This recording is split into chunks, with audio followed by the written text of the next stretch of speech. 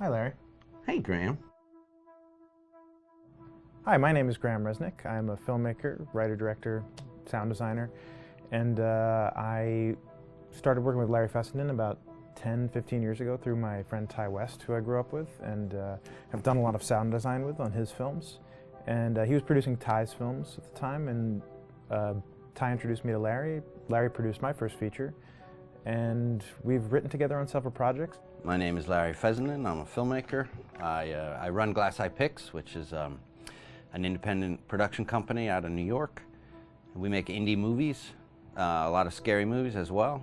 I got a call to audition to write this video game.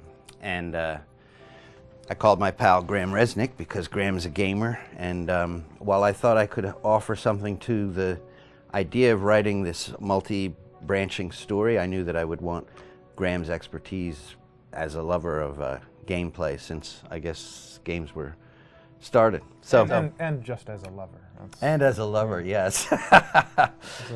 Which is Just why there's so many sex jokes in the game. There was one Italian website that did say the Larry that's Fessenden and right. Graham Resnick, the two lovers behind Until Dawn. Come here.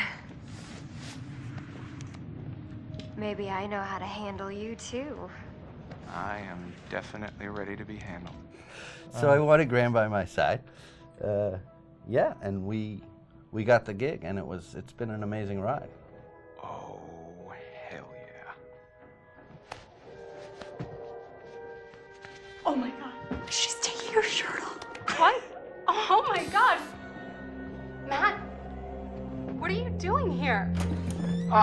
Hannah. I'm sorry, Hannah. Hey, This all got don't out of mind, hand, just but So in the game, the basic setup is that a year prior to the game's start, all these kids had gone up to a ski lodge that was owned by the parents of one of the kids, or a couple of the kids, and some of the teenagers played a prank on some of the other teenagers, and the terrible tragedy occurred when a few of them, two sisters, ran out into a blizzard, and were never seen from again.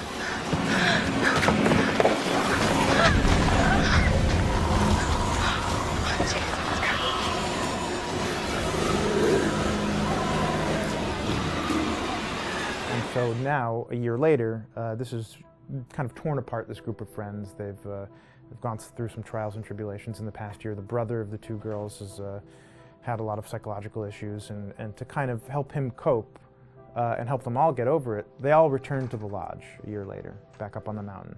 And the idea is to get over it, but... The healing does not begin.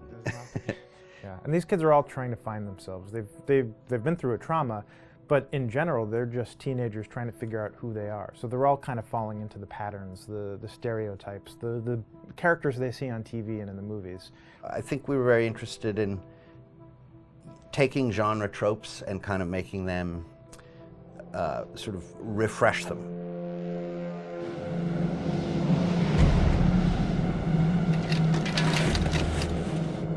Hey, did you see that?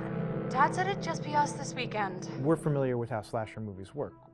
Most people have seen some horror movies, and we have established notions and preconceptions about the roles of the players in horror movies and how they talk and how they get killed and how they have sex. And to bring you into the game that way and then subvert a lot of those expectations was kind of our goal. They're haunted by some incident that happened in their past, which I think you pretty much figure out that that's going to have a role in their interaction. Yeah, so I think what was fun was we take some sort of stock characters and we try to give them some shape, but at least at the beginning they're recognizable in the way of groups of friends. There's, the jock and the bitchy girl and the rivalries between everyone. And oh my gosh. And really fun characters too. Like we just had so much fun living in the minds of these characters through writing the script. what do you think? Jesus!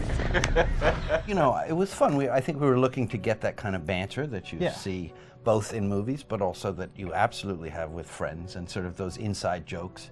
And of course, as writers and as friends ourselves, we sort of developed little tracks, and we try to give the characters that kind of vibe.